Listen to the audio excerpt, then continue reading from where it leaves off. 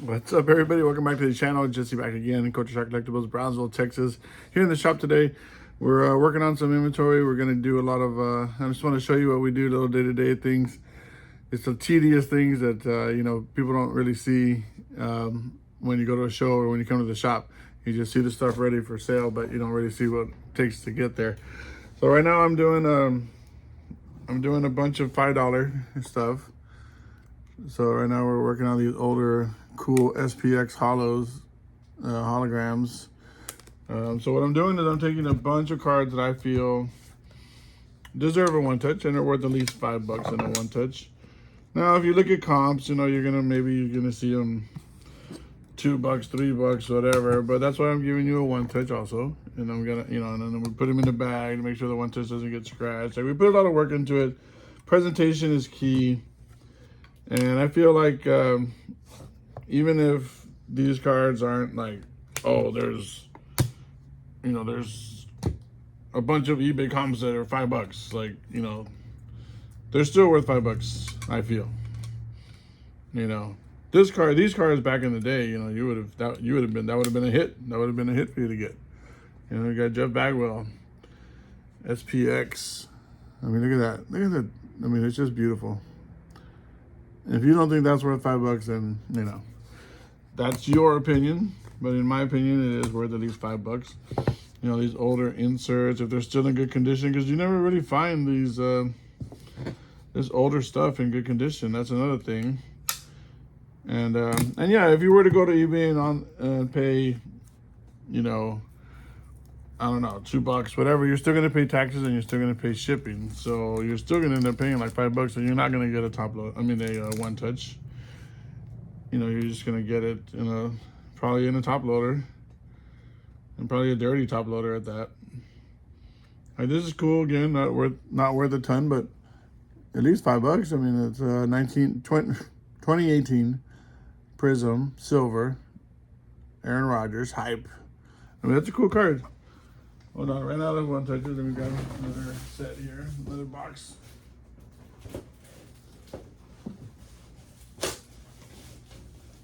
Okay, not being cooperative here. But yeah, I mean, if you were to buy the one touch, it's gonna cost you like $2 at least, right? $2, sometimes $3, depending on what shop you go to or where you go to. I know even Walmart has these, and they're pretty expensive.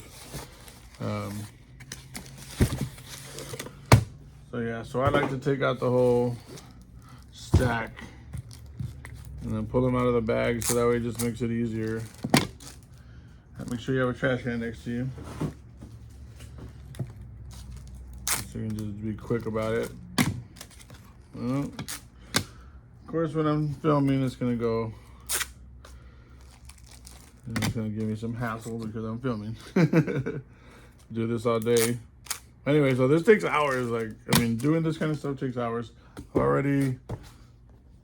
I've gotten like almost halfway through this box here full of stuff. So, and I'll show you guys the cards that I'm putting in as I go along. This one's not gonna be too long of a video. I just wanted to show you a little bit again of what we do. What I do at least.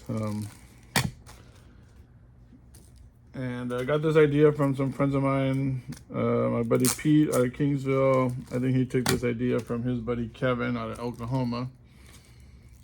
And I know my other buddy BK from Oklahoma does this also. It's just a way to sell these value box cards a little bit better. Sure, you're investing a little bit more money, a little bit more time. Some of y'all might think, oh, I'm not gonna waste my time to do all those, do all that work just for $5. I can go get it downtown, and I can go get a Kaboom or something. But when you own a shop, I mean, that's fine if you're just a showrunner, if you just do shows, or if you just sell online, or if you just do the Facebook groups and all that kind of stuff.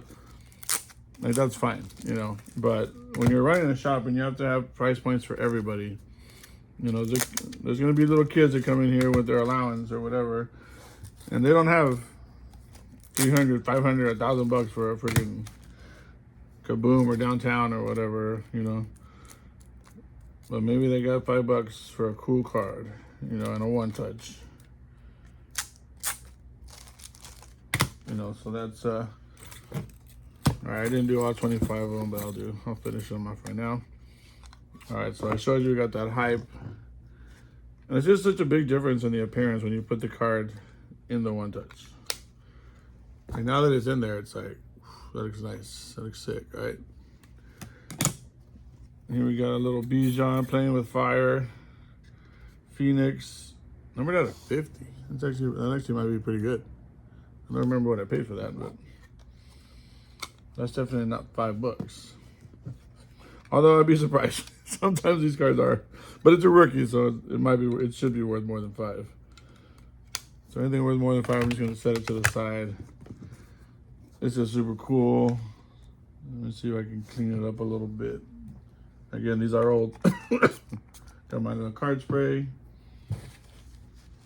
You don't have to use microfiber. You can just use a paper towel. You're not going to scratch the card.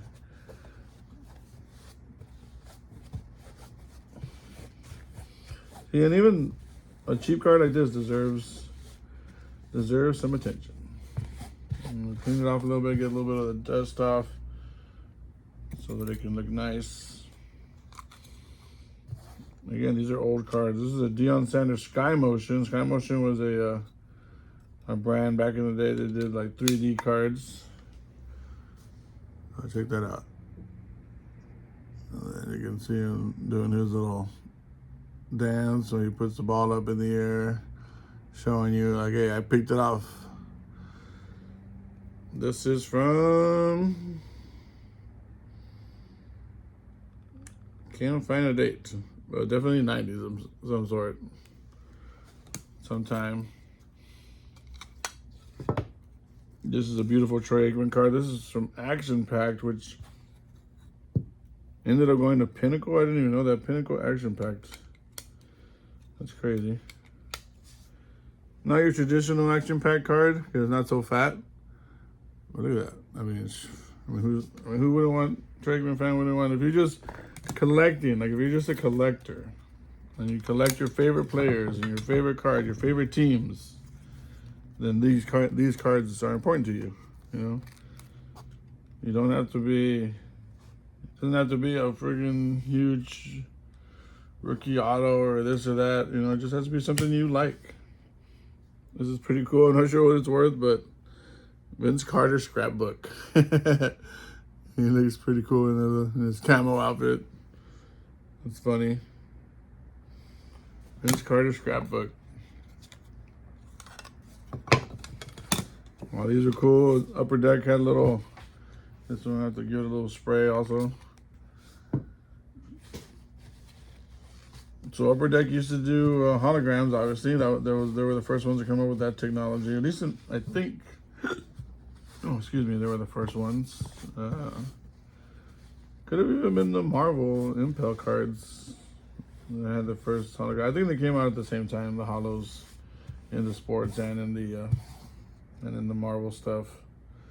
So they did some with Danny's where I can't remember. I think you would just go buy something and then you could buy the cards. But so you got Greg Maddux, you know, another one of those holographic cool cards. Upper Deck Danny's card. So again, if you're just a Maddux fan and you remember that kind of stuff, you're nostalgic, you know, it's like this Collector's Edge card. Remember, Collector's Edge was pretty innovative with their types of cards. I guess this would be,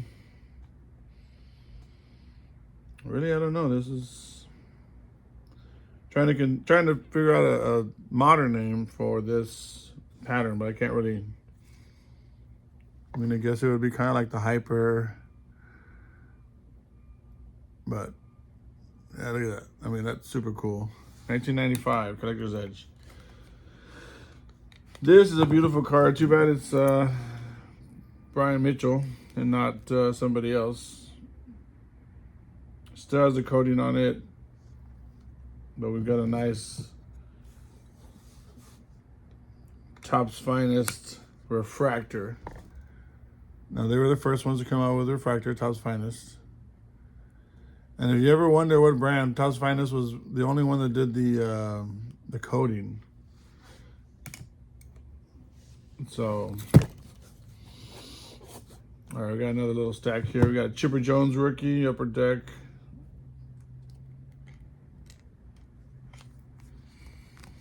I remember chasing this card back in the day. Really cool. Upper Deck Chipper Jones rookie, Hall of Famer. There's probably a die cut version of this one too that would have been more expensive.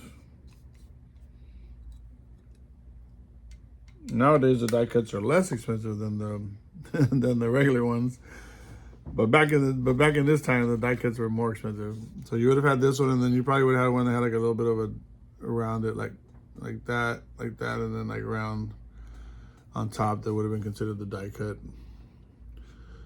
But see, look how much better that looks in a one touch. And you had these freaking, I mean, Upper Deck had some of the coolest, to me, Upper Deck had some of the coolest inserts. You know, and we valued them. Like, they were expensive back then. Like, obviously now they're not, which is sad to me. I don't know if one day people will see the value in these cards, and I wish people would understand, especially in junk wax era. It was very hard to pull these cards. I mean, because there was tons of packs, so they'd give you like one per box or something like that. You know, like, and again, it's not always going to be the player you want. So, you know, maybe you're looking for this Bagwell, but you end up getting a Juan Gonzalez or a Mo Vaughn or something like that. You know,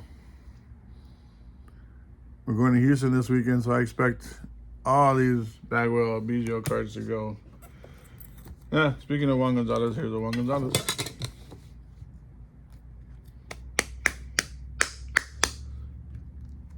So yeah, so we're building these boxes, getting ready for the show. Just thought I would give you guys a little bit of a insight. So, you know, again, trying to build the box, trying to fill this whole thing up. All right, guys, that was just a little glimpse into my day. I hope to see you guys here at the shop soon, or if not at a show, we will be at TriStar this weekend, January 31st, February 1st. So come by and see us. Don't forget to like, subscribe, and leave us a comment. All right, guys, we'll catch you on the next one.